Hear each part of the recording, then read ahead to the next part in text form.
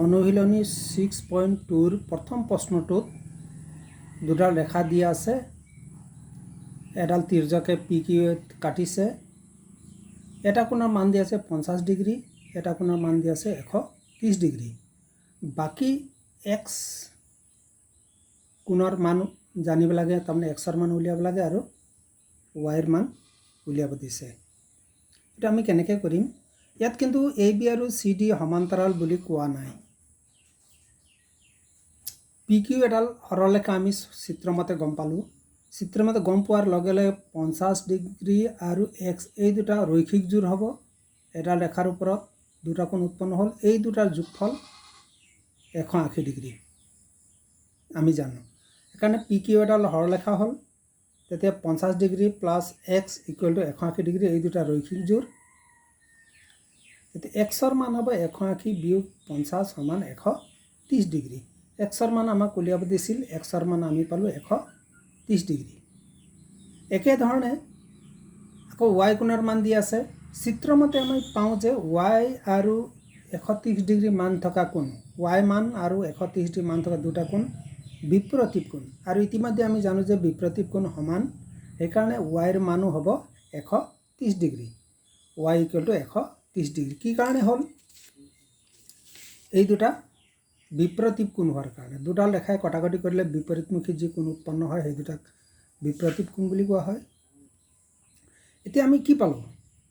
এক্সৰ মান পালোঁ 130 ডিগ্ৰী আৰু ৱাইৰ মান পালোঁ 130 ডিগ্ৰী। তাৰমানে কি পালোঁ? এক্স আৰু ৱাই সমান।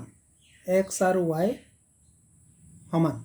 এক্স আৰু ৱাই সমান হোৱাৰ কাৰণে কিন্তু আমি যদি ছবিমতে চাওঁ, এক্স আৰু ৱাই কোন অৱস্থানত আছে? এই দুটা পৰস্পৰ একান্তৰ কোণ। এক্স আৰু ৱাই পৰস্পৰ একান্তৰ কোণত আছে। একান্তৰ কোণ যদি সমান হয়, সৰলৰেখা দুডাল সমান্তৰাল হ'ব। তাৰমানে এক্স আৰু ৱাই সমান হোৱাৰ লগে লগে এ বি আৰু চি ডিও সমান্তৰাল হ'ব। এক্স আৰু ৱাই সমান, সেইকাৰণে এ বি আৰু চি ডি সমান্তৰাল। সেইকাৰণে আমি লিখিব পাৰোঁ, কিন্তু কোণ দুটা পৰস্পৰ একান্তৰ অন্তঃকোণ, সেইকাৰণে এ বি সমান্তৰাল চি ডি। এই বস্তুটো তোমালোকে মন কৰিবা।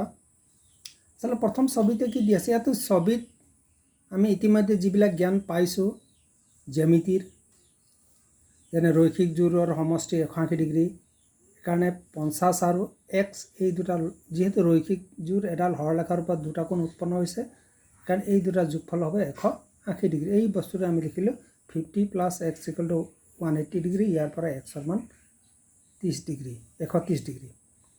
আকৌ এই অংশটো যদি চাবলৈ যাওঁ, ৱাই আৰু 130 পৰস্পৰ বিপৰীত কোণ। বিপৰীত কোণ যিহেতু সমান, সেইকাৰণে ৱাইৰ মানো হ'ব 130 ডিগ্ৰী। তাৰমানে এক্সৰ মানো 130, ৱাইৰ মানো 130, তাৰমানে এক্স আৰু ৱাই সমান। কিন্তু কোণ দুটা পৰস্পৰ একান্তৰ অন্তঃকোণ, সেইকাৰণে এ বি সমান্তৰাল চি ডি। নোট কৰি ল'বা।